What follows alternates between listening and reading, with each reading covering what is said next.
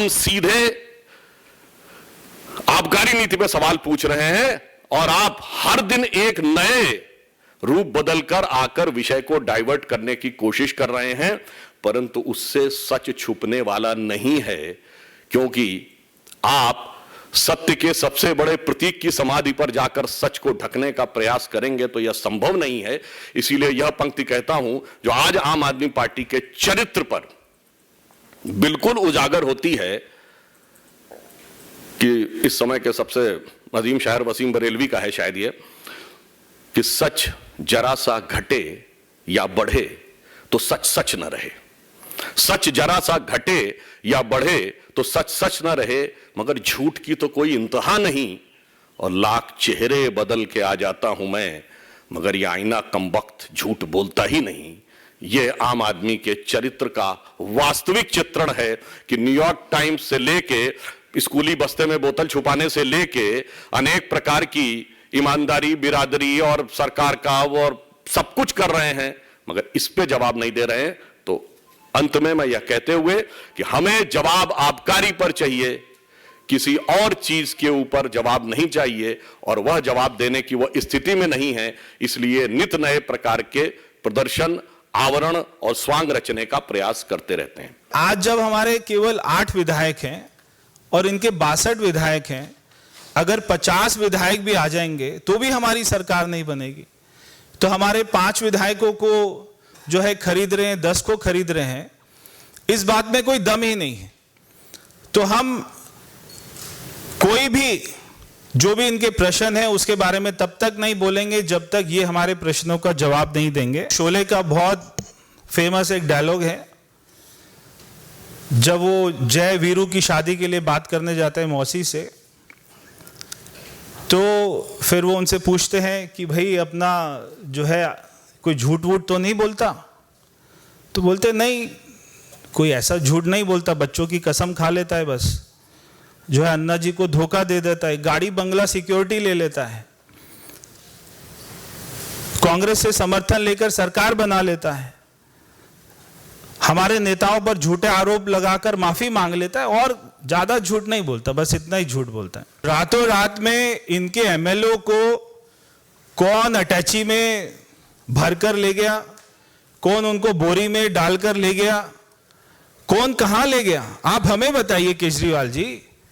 अगर आपका कोई एमएलए नहीं मिल रहा है, आप हमें बताइए, हम दिल्ली पुलिस में कंप्लेंट करके उसको घर से अपनी गाड़ी में लेकर आपकी विधानसभा में आपके घर तक पहुंचाएंगे, सुरक्षित पहुंचाएंगे। आप उसका नाम, मगर नाम तो बताना पड़ेगा। अनर्गल आरोप लगाना उनकी नैसर्गिक प्रवृत्ति है, न मेरी बात मानिए न उनकी बात मानिए। यह भारत की राजनीति की एकमात्र अद्भुत पार्टी है जिसने नेताओं पर अनर्गल आरोप लगाए और सर्वोच्च न्यायालय में जाके माफी मांगी। आप सभी को यह ज्ञात है कि भारत की राजनीति की सबसे नई नवेली और अजब अलबेली पार्टी की मधुशाला का जो क्रम विगत कई दिनों से चल रहा है, उसके संदर्भ में कुछ तकनीकी बिंदु हम लोग निरंतर उठा रहे हैं। एक तकनीकी प्रश्न उठा था, तो उस पर मैं आपका ध्यान आकृष्ट करना चाहता हूं कि यदि किसी लाइसेंसी ने अपना लाइसेंस सरेंडर कर दिया हो, यानी उसने असमर्थता व्यक्त कर दी हो और अपना फोरफीट कर दिया हो, तो उस संदर्भ में नियम क्या कहता था और किया क्या गया है। पॉलिसी जो बनाई गई उसके पृष्ठ क्रमांक 20 पर बहुत स्पष्ट शब्दों में लिखा है, जिसका मैं उदाहरण आपके समक्ष रखना चाहूंगा कि in case of surrender of retail licence by some allottee the security deposit shall be forfeited, यानी उसके द्वारा जो भी जमानती राशि रखी गई है वो जब्त होनी चाहिए। And the zone will be retendered, उसके बाद उसकी पुनः निविदा निकालनी चाहिए। And the said licensee be prohibited from practice in the bidding process for a period of 2 years. और उसके बाद उस संबंधित व्यक्ति को 2 वर्ष के लिए उस निविदा की किसी भी प्रक्रिया में भाग लेने से वंचित कर देना चाहिए। यानी बहुत स्पष्ट है कि यदि कोई व्यक्ति अपना अलॉटमेंट छोड़ता है तो ना उसका पैसा वापस होना चाहिए, और उसके अलावा उसको अगले प्रोसेस में भाग लेने से पूरी तरीके से प्रतिबंधित कर देना चाहिए। परंतु इसके बावजूद जिन लोगों ने अपने लाइसेंस फोरफीट किए, उन्हें प्रकारांतर से भी मौका भी मिला और पैसे भी वापस किए गए। अब क्या इसमें किसी भी प्रकार के किंतु परंतु की कोई गुंजाइश रह जाती है? इसलिए हमारा प्रश्न यह है कि हम निरंतर उनसे दिल्ली की आबकारी नीति पर प्रश्न पूछ रहे हैं, परंतु आप देख रहे हैं कि यह नई नवेली पार्टी एक पहेली बनती चली जा रही है। we are consistently asking them to be precise on exercise, but they are doing all sort of theatric exercise in order to divert the attention and taking so many words like lotus, bogus, etc. Their main objective is to divert the focus. परंतु आप देख रहे हैं कि जब से हमने यह विषय उठाया है और हम निरंतर केवल बिंदुवार वस्तुनिष्ठ यानी point wise and objective question पूछ रहे हैं, तो वो क्या जवाब देते हैं? कभी न्यूयॉर्क टाइम्स की बात, कभी शिक्षा नीति की बात, कभी कट्टर ईमानदारी की दुहाई, कभी बिरादरी की दुहाई, कभी लोटस की बात, कभी बोगस की बात, कभी विधानसभा का सत्र। और आज राजघाट पर जाकर उन लोगों ने प्रदर्शन किया। मैं यह बताना चाहता हूं, यह भारत की राजनीति का अद्भुत उदाहरण है। राष्ट्रपिता महात्मा गांधी, जो शराब के पूर्णतः विरुद्ध माने जाते हैं, इस देश में ऑफिशियली उनके जन्मदिन ड्राई डे माना जाता है, और शराब में एक पौवे के बदले दूसरा पौवा देने की नीति बनाने वाले लोग जाके राजघाट पे महात्मा गांधी की समाधि पे अपनी सत्यता की दुहाई दे रहे हैं। इससे समझ में आता है, मतलब कहना नहीं चाहिए, अगर ऑन द लाइटर नोट कहें तो भाई ये मुफ्त की रेवड़ी तो बांट रहे थे, पर रेवड़ी के पेड़े सबसे ज्यादा बेवड़े पा रहे थे। ऐसा उदाहरण जिस पार्टी ने प्रस्तुत किया, वो जाके राजघाट के ऊपर बापू की समाधि पर ये कहे, तो हम उनसे कहना चाहते हैं, मान्यवर सर, आपकी सरकार पर आंच नहीं है, आपकी साख पर आंच है। हम सीधे आबकारी नीति पे सवाल पूछ रहे हैं और आप हर दिन एक नए रूप बदलकर आकर विषय को डाइवर्ट करने की कोशिश कर रहे हैं, परंतु उससे सच छुपने वाला नहीं है, क्योंकि आप सत्य के सबसे बड़े प्रतीक की समाधि पर जाकर सच को ढकने का प्रयास करेंगे तो यह संभव नहीं है। इसीलिए यह पंक्ति कहता हूं जो आज आम आदमी पार्टी के चरित्र पर बिल्कुल उजागर होती है कि इस समय के सबसे अजीम शायर वसीम बरेलवी का है शायद ये, कि सच जरा सा घटे या बढ़े तो सच सच न रहे। सच जरा सा घटे या बढ़े तो सच सच न रहे, मगर झूठ की तो कोई इंतहा नहीं। और लाख चेहरे बदल के आ जाता हूं मैं, मगर यह आईना कमबख्त झूठ बोलता ही नहीं। यह आम आदमी के चरित्र का वास्तविक चित्रण है कि न्यूयॉर्क टाइम्स से लेके स्कूली बस्ते में बोतल छुपाने से लेके अनेक प्रकार की ईमानदारी, बिरादरी और सरकार का और सब कुछ कर रहे हैं, मगर इस पे जवाब नहीं दे रहे हैं। तो अंत में मैं यह कहते हुए कि हमें जवाब आबकारी पर चाहिए, किसी और चीज के ऊपर जवाब नहीं चाहिए, और वह जवाब देने की वह स्थिति में नहीं है। इसलिए नित नए प्रकार के प्रदर्शन, आवरण और स्वांग रचने का प्रयास करते रहते हैं। जब शाम को डिबेट चलती है टेलीविजन पर, तो आम आदमी पार्टी के साथ में मीडिया बंधु भी हमसे ये सवाल पूछते हैं कि क्या उनके एमएलए को तोड़ा जा रहा है। हम कोई किसी बात पर भी जवाब नहीं देंगे, क्योंकि प्रश्न पहले हमने खड़ा किया कि आपने शराब में घोटाला किया, उसके ऊपर में कोई जवाब नहीं देना और इसको पूरे मुद्दे को डाइवर्ट कर देना, ये अब आम आदमी पार्टी ने अपना तरीका बना लिया है। हमारा उनसे सीधा सीधा प्रश्न है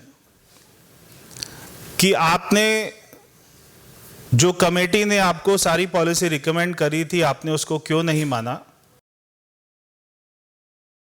L1 का कमीशन था, उसको आपने 2% से 12% क्यों कर दिया? इस बात का आज तक किसी भी डिबेट पर कोई भी आम आदमी पार्टी की कॉन्फ्रेंस में केवल ये 2% से 12% क्यों किया, इस बात पर कोई जवाब आज तक ना किसी ने मांगा है, ना उन्होंने दिया है और ना वो देंगे।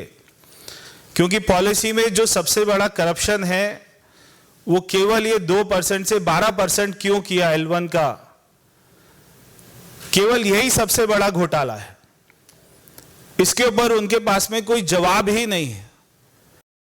ये वही पार्टी है जो हर बात पर कागज दिखाने की बात करती थी, जो हर बात पर जन सर्वे कराने की बात करती थी, जो कहती थी कि अगर किसी मोहल्ले में ठेका खुलेगा तो वहां पे सारा मोहल्ला की मीटिंग होगी, उसके बाद में वो तय करेंगे कि ठेका खुलेगा या नहीं खुलेगा।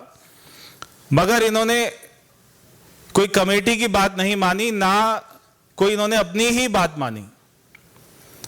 तो इसलिए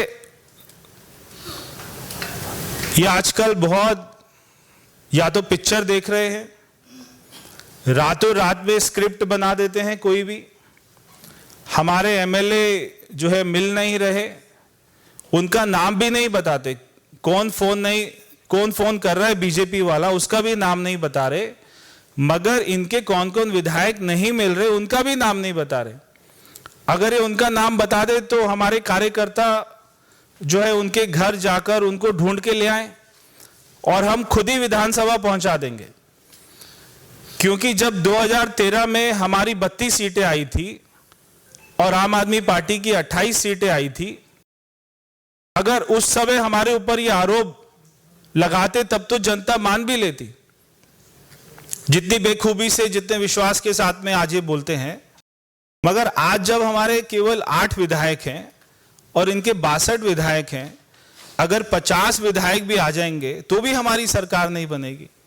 तो हमारे 5 विधायकों को जो है खरीद रहे हैं, 10 को खरीद रहे हैं, इस बात में कोई दम ही नहीं है। तो हम कोई भी जो भी इनके प्रश्न है उसके बारे में तब तक नहीं बोलेंगे जब तक ये हमारे प्रश्नों का जवाब नहीं देंगे। हमारा एक अपना किसी व्यक्ति ने, एक मैंने पिक्चर देखी थी शोले, तो वो शोले का बहुत फेमस एक डायलॉग है, जब वो जय वीरू की शादी के लिए बात करने जाते हैं मौसी से, तो फिर वो उनसे पूछते हैं कि भाई अपना जो है कोई झूठ वूठ तो नहीं बोलता? तो बोलते नहीं, कोई ऐसा झूठ नहीं बोलता, बच्चों की कसम खा लेता है, बस जो है अन्ना जी को धोखा दे देता है, गाड़ी बंगला सिक्योरिटी ले लेता है, कांग्रेस से समर्थन लेकर सरकार बना लेता है, हमारे नेताओं पर झूठे आरोप लगाकर माफी मांग लेता है और ज्यादा झूठ नहीं बोलता, बस इतना ही झूठ बोलता है। तो वो पूछते विकास तो कराता है ना, विकास को अपना डेवलपमेंट तो करा रहे हैं? हाँ करा रहे, अपने घर में, सरकारी घर में 21 करोड़ का स्विमिंग पूल बना रहे, और क्या विकास कराएंगे? यमुना, हाँ कोई अपना यमुना को साफ नहीं कराते हैं, दिल्ली को सबसे पॉल्यूटेड राजधानी बना देते हैं, एक भी नया स्कूल, कॉलेज, हॉस्पिटल, स्टेडियम नहीं बनाते हैं। बाकी नेता हमारा अच्छा है। भाई शराब वराब तो नहीं पीता? ना ना ना ना, बिल्कुल खुद नहीं पीता है, मगर हमारे बच्चों को पिलाता है। 25 साल की उम्र को 21 साल कर देता है। रात को 3 बजे तक रेस्टोरेंट खुले, ठेके खुले, उसके लिए परमिशन दे देता है। शराब माफियाओं के साथ मिलकर घोटाला करता है, जो ठेके की संख्या है उसको डबल कर देता है, बस और कुछ नहीं करता। नेता हमारा अच्छा है। भाई अपना राष्ट्रीय सुरक्षा का तो ख्याल करता है। अरे बहुत बड़ा देशभक्त है, केवल सर्जिकल स्ट्राइक पर सवाल उठा देता है कभी कभी, और पाकिस्तान में इसकी बहुत तारीफ होती है, देश को दुनिया में बदनाम करता है, और दिल्ली में रोहिंग्यास को पानी बिजली मुफ्त मुहैया कराता है। नेता हमारा अच्छा है। भाई लोगों की स्वास्थ्य की चिंता तो करता है ना तुम्हारा केजरीवाल? भाई लोगों की नहीं करता है, अपनी तो खूब करता है। जब से मुख्यमंत्री बना है 35 किलो वजन बढ़ गया है। कोई हॉस्पिटल नहीं बनाया, कोविड में एक भी ऑक्सीजन कोई प्लांट नहीं लगाया।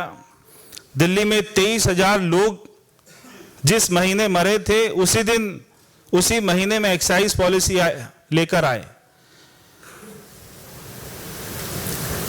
सारे मंत्रियों का इलाज अपोलो हॉस्पिटल में कराता है, सरकारी हॉस्पिटल में नहीं भेजता।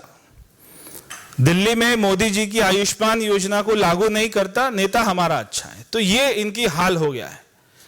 आप इनसे केमिस्ट्री का सवाल पूछो, हिस्ट्री का जवाब देंगे। तो रातों रात में इनके एमएलओ को कौन अटैची में भरकर ले गया, कौन उनको बोरी में डालकर ले गया, कौन कहां ले गया, आप हमें बताइए केजरीवाल जी। अगर आपका कोई एमएलए नहीं मिल रहा है, आप हमें बताइए, हम दिल्ली पुलिस में कंप्लेंट करके उसको घर से अपनी गाड़ी में लेकर आपकी विधानसभा में आपके घर तक पहुंचाएंगे, सुरक्षित पहुंचाएंगे। आप उसका नाम, मगर नाम तो बताना पड़ेगा, कौन आपको फोन कर रहा है वो तो बताना पड़ेगा। आज इन्होंने राजघाट को, एक अपना राजघाट जैसी पवित्र स्थान को गंदा कर दिया है। तो हमारे कार्यकर्ता आज वहां पर जाएंगे, वहां पे गंगा जल का छिड़काव करेंगे, क्योंकि वो हमारे राष्ट्रपिता महात्मा गांधी जी जो हमेशा शराब का विरोध करते थे, आज उधर जाकर कम से कम ये पश्चाताप करके ये तो बताएं कि उन्होंने कितने सैकड़ों करोड़ का घोटाला किया है। वहां पर जाके तो माफी मांग ले। मगर इनको इतनी शर्म नहीं है कि ये क्या कर रहे हैं। इनको एक बात अच्छे से पता है कि केजरीवाल जी को, जो ये बार बार बोलते हैं मनीष सिसोदिया जी 2-3 दिन में जेल में जाने वाले हैं, ये बात इनको अच्छे से पता है। और मनीष सिसोदिया को ये बात अच्छे से पता है कि उसने फाइल पर साइन किए थे। चाहे ये जो मर्जी, जितना मर्जी अच्छा ड्रामा कर लें, चाहे एक दूसरे को ऑस्कर के लिए नॉमिनेट कर दें, मगर इनका जेल जाना निश्चित है। इनको जेल जाने से कोई नहीं बचा पाएगा, क्योंकि जांच एजेंसियों के पास में सारे सबूत हैं, सारे गवाह हैं, सारी डील, सारी ट्रांजैक्शन कहां कहां कैसे कैसे हुई है, उनके पास में सारी रिपोर्ट है। इसलिए इनका बच पाना मुश्किल है। बहुत बहुत धन्यवाद। अगर सुधांशु जी को कुछ ऐड करना हो तो वो करेंगे। गंगा जल छिड़कने जा रहा है, कब जाएंगे? और ये क्या इसमें क्या क्षेत्र मापेगा जिससे? बिल्कुल, और तो कोई कारण नहीं है, क्योंकि आज उन्होंने जो दिल्ली में शराब माफियाओं के साथ में मिलकर, जब दिल्ली में 23,000 लोग कोविड से मरे, उस महीने में ये एक्साइज पॉलिसी लेके आते हैं और इनका सांसद राघव चड्ढा ये कहता है कि अगर मार्च में कोविड आ गया तो हमें क्या लेना देना, अगर लोग मर रहे हैं तो हमें क्या लेना देना, हम तो शराब की पॉलिसी लेकर आएंगे। अगर ऐसे लोग हमारे राष्ट्रपिता महात्मा गांधी जी के समाधि पर जाएंगे तो निश्चित ही वो जगह अपवित्र हो गई है। इसलिए हम कार्यकर्ता मिलकर वहां पर जाएंगे, गंगा जल का छिड़काव करेंगे। धन्यवाद। वक्त क्या होगा? बस अभी जा रहे हैं, थोड़ी देर में। परवेज जी, कल सिटी सिविल कोर्ट हैदराबाद ने आपके ऊपर और मनिंदर सिंह के ऊपर जी नोटिस जारी किया था। थोड़े दिन आप जरा इंतजार कर लीजिए, जब हमने जिसका नाम लिया था उसके ऊपर में जब होगा नोटिस जारी जांच एजेंसी द्वारा, उनको बुलाया जाएगा, तब सारा दूध का दूध और शराब का शराब हो जाएगा। तो क्षमा भी चाह रही है आपके प्रधानमंत्री जी आपसे सवाल है कि तरह तरह के आरोप लगा रहे हैं आम आदमी पार्टी वाले, बीजेपी किसी सवाल का जवाब नहीं दे रहे हैं। पहले कह रहे हैं कुछ पैसा ऑफर हुआ, एक नेता कह रहे थे कि 5 करोड़, फिर 20 करोड़, आप कह रहे हैं कि विधायक से संपर्क नहीं हो पा रहा है। तो आपके सवालों का जवाब तो दे ही नहीं रहे हैं, तो फिर बीजेपी आगे क्या करेगी? हालांकि आप दिल्ली में प्रदर्शन। देखिए, अनर्गल आरोप लगाना उनकी नैसर्गिक प्रवृत्ति है। न मेरी बात मानिए न उनकी बात मानिए। यह भारत की राजनीति की एकमात्र अद्भुत पार्टी है जिसने नेताओं पर अनर्गल आरोप लगाए और सर्वोच्च न्यायालय में जाके माफी मांगी। नितिन गडकरी जी के ऊपर, स्वर्गीय अरुण जेटली जी के ऊपर, इवन कांग्रेस के कुछ नेताओं, शायद कपिल सिब्बल जी और मनीष तिवारी जी के ऊपर। भारत के राजनीतिक इतिहास में राजनीतिक आरोप के लिए सर्वोच्च न्यायालय में जाकर क्षमा याचना करने वाली पार्टी के आरोपों को कितनी गंभीरता से लिया जाना चाहिए, मुझे लगता है इसके लिए किसी भी प्रकार के प्रमाण की आवश्यकता नहीं है, because it is duly certified in the supreme court of India. Neeraj Pande ji, sir मेरा सवाल है, अभी केजरीवाल जी ने आरोप लगाया कि जब 14 घंटे अरविंद केजरीवाल जी ने भी आरोप लगाया मीडिया से बात करते हुए कि जब 14 घंटे तक सीबीआई पूछताछ कर रही थी तो उस दौरान सीबीआई के जरिए संदेश दिया गया मनीष सिसोदिया को कि आप अरविंद केजरीवाल का साथ छोड़ दीजिए, आप हमारे साथ आ जाइए, सरकार बना ली, आपको मुख्यमंत्री बना लीजिए। जो संदेश उन्होंने अपने दारू के ठेकेदारों को दिया था, जो लिखित में रिफ्लेक्ट हो रहा है, उस संदेश का तो जवाब नहीं दे रहे हैं और अपने अद्भुत अपरिमित अंतर्ज्ञान से पता नहीं कहां से उनको यह इल्हाम हो जाता है कि वो ये बताना शुरू कर देते हैं। और जैसा कि अभी प्रवेश जी ने कहा, जब जवाब पूछा जाता है तो कुछ और बोलने लगते हैं। इसीलिए उनकी प्रामाणिकता, एक जैसे मैं कहता हूं, एक शासकीय शब्दावली में एक शब्द होता है ना, यदि किसी व्यक्ति की पूरी एक्ट ऐसा हो कि इंटेग्रिटी डाउटफुल हो जाए तो उसमें यह कहा जाता है कि इनकी सत्यनिष्ठा और प्रामाणिकता पूर्णतः संदिग्ध हो गई है। तो exactly their integrity is totally under suspicion. Sanjay Sharma ji. Sir 20-20 crore रुपए विधायकों को देने का आरोप लगा रहे हैं आम आदमी पार्टी के नेता, कह रहे हैं कि ऑपरेशन लोटस चला रही बीजेपी देश में। वो कह रहे हैं, आम आदमी पार्टी के स्वयं विधायक, बादलपुर से विधायक एनडी शर्मा ने 2020 में खुद ये बोला था कि 20-20, 25-25 करोड़ रुपए लेके केजरीवाल जी टिकट बांट रहे हैं। हमारा आरोप नहीं है, उनके एमएलए का आरोप है। भाई, अपनी पार्टी का तो जवाब दे दीजिए। मगर वो जवाब क्या देंगे? एमएलए नहीं, उनके तो संस्थापक सदस्यों का विश्वास भी अब उनके साथ नहीं है। बहुत बहुत धन्यवाद।